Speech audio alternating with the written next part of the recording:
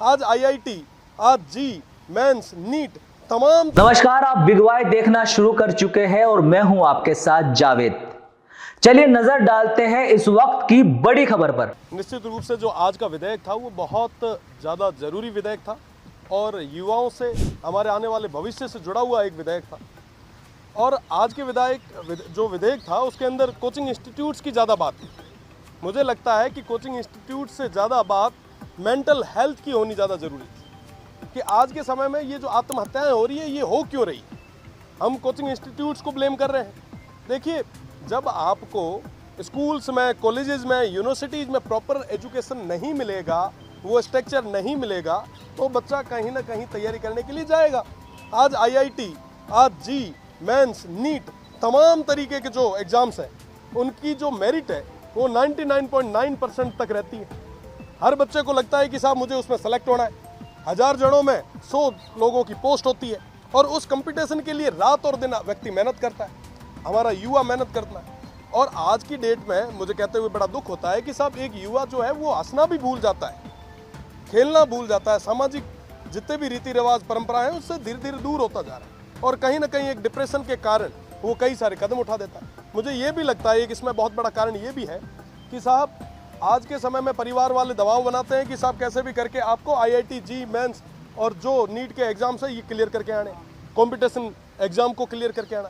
जब बच्चा वो क्लियर नहीं कर पाता तो कहीं ना कहीं उसको एक धक्का लगता है। घर वाले कहते हैं कि साहब रिश्तेदार क्या कहेंगे, और उस हमारे राजस्थानी में कहा करें कि ओड़ू मेरे चक्कर रमी वो बच्चों इतो मोटो कदम उठा ले जिकर कारण वो पूरा फ्यूचर जो है वो डिस्पोज हो जाए। आज आत्महत्याओं की जो ये बात चल रही है, मुझे लगता है कि मेंटल हेल्थ पे बहुत ज़्यादा काम करने की ज़रूरत है।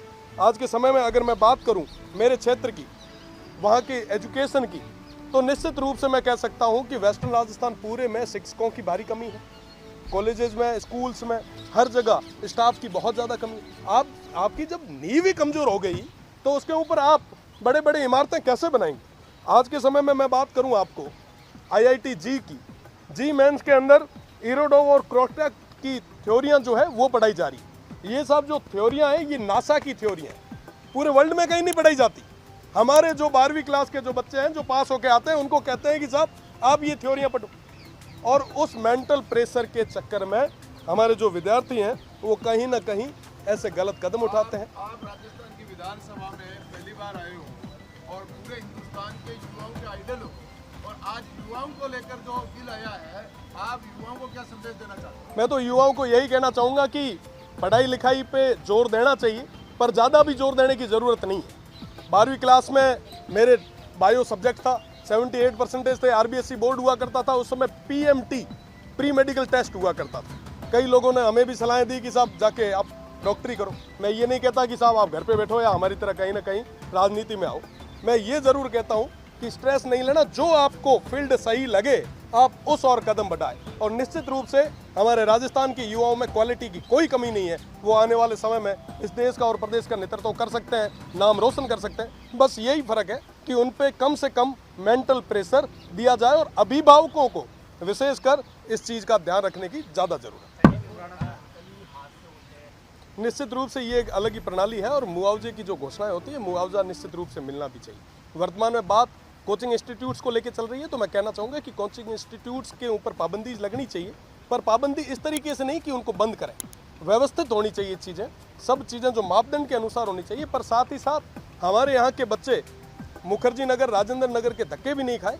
इसलिए हमारे यहाँ पे कोचिंग इंस्टीट्यूट्स को हमें मोटिवेट भी करना चाहिए ताकि यूपीएससी में और तमाम बड़े जो भी हमारे एग्जाम्स हैं उसके अंदर राजस्थान ज़्यादा से ज़्यादा आगे है।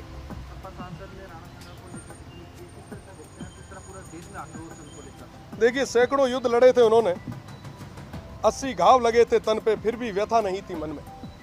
सस्ती लोकप्रियता के लिए लोग कुछ भी उल जुलूल बोल लेते, और बड़े शर्म की बात है कि राजस्थान के उस गौरवमयी इतिहास को कुछ लोग अपनी सस्ती लोकप्रियता के लिए चैलेंज करते हैं, और वैसी बातें राजस्थान की इस सबसे बड़ी पंचायत में नहीं की जाती। तो मुझे लगता है कि ये वाकई पीड़ा देने वाली बात है, और आने वाले समय में इन तमाम चीज़ों का मुंह तोड़ जवाब देने के लिए भी ये जनता पीड़ा है।